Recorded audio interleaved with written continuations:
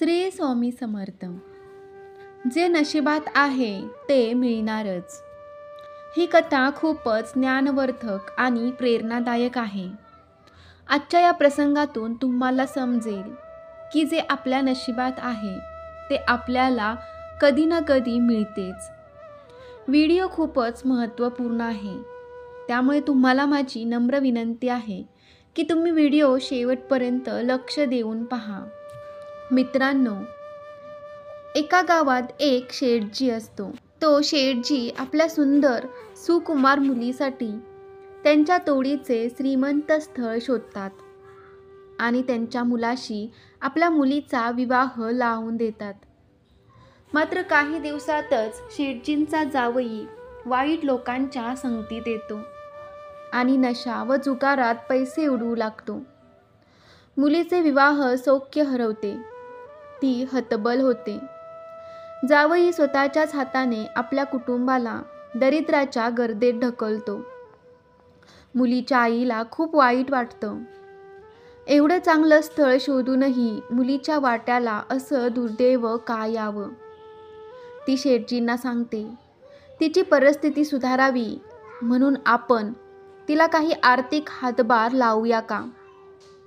यावर शेठजी म्हणतात, प्रत्येकाची वेळ यावी लागते.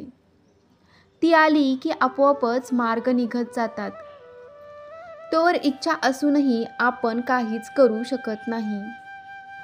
तरी एकदा जावई घरी आलेला असताना शेठजींना सांगून मुलीच्या आईने त्याला आर्थिक मदत करावयास भाग पाडले. थेट मदत केली तर जावयाचा अपमान होईल. तो मुलीवर राग काढेल.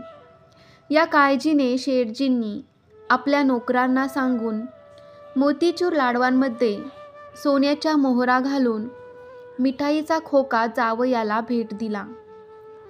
तो घेऊन घरी जात असताना जावयाने विचार केला, मिठाई खाण्यापेक्षा ती विकली तर 2 वेळच्या जेवणाचा प्रश्न तरी सुटेल.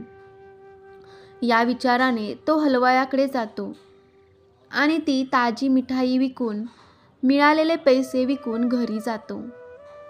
बाहेरची कामे आवरून शेठजी घरी परतत असताना विचार करतात, आज मुलीला लाडू खाताना आनंद होईल. या आनंदात आपणही घरी मिठाई घेऊन जाऊया. असे म्हणत शेठजी त्याच हलवायाच्या दुकानात जातात. लाडू विकत घेतात.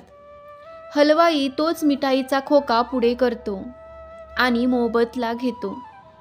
शेठजी मिठाईचा खोका घेऊन घरी येतात तर पहिल्याच घासाला लाडवाबरोबर सुवर्ण मोहरा दाताखाली आलेली पाहून आश्चर्यचकित होतात. त्याची पत्नीही गोंधळून जाते.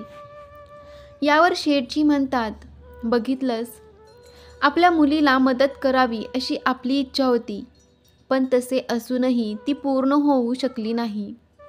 कारण मुलीच्या नशिबात अजून प्रारब्धाचा फेरा संपलेला नव्हता. म्हणून मदत पाठवूनही ती तिच्यापर्यंत पोहोचली नाही. एवढंच काय तर एवढी चांगली संधी हलवायाच्या हाती येऊनही हुकली. याचाच अर्थ वक्त से पहले और भाग्य से अधिक किसी को कुछ नहीं मिल सकता. नशिबावर अनेक गोष्टी अवलंबून असतात. आपली वेळ आली की भाग्य उघडते आणि वेळ नसली की भाग्य साथ सोडते. मात्र यावर पूर्णपणे विसंबून न राहता जो प्रयत्न करतो, कष्ट घेतो, संयम बाळगतो, तो स्वतःचे भाग्य स्वतःच बदलतो. आणि अशाच प्रयत्नवादी माणसाला देवही मदत करतो. यासाठी 2 गोष्टी तुमच्याजवळ हव्या, सकारात्मकता आणि दृढ निश्चय. या 2 गोष्टी तुमच्याजवळ आहे का? एकदा तपासून बघा. तसेच व्यक्तीच्या जीवनात कर्मालाही विशेष महत्त्व आहे. तुमच्या आयुष्यात तुम्हाला किती सुख आणि किती दुःख मिळेल हे कर्मानुसार ठरते. कर्माचे फळ हे मागील जन्मावर अवलंबून असते.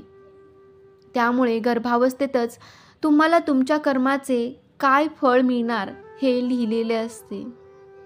त्यामुळे आयुष्यात नेहमी चांगले कर्म करावे. श्री स्वामी समर्थ. व्हिडिओ आवडला असेल तर लाईक करा आणि कमेंट करायला विसरू नका. आणि असेच नवीन नवीन व्हिडिओ पाहण्यासाठी आणि आपल्या चॅनेलवर तुम्ही जर नवीन असाल तर चॅनेलला सबस्क्राईब करायला विसरू नका. श्री स्वामी समर्थ. जय जय स्वामी समर्थ. श्री गुरुदेव दत्त.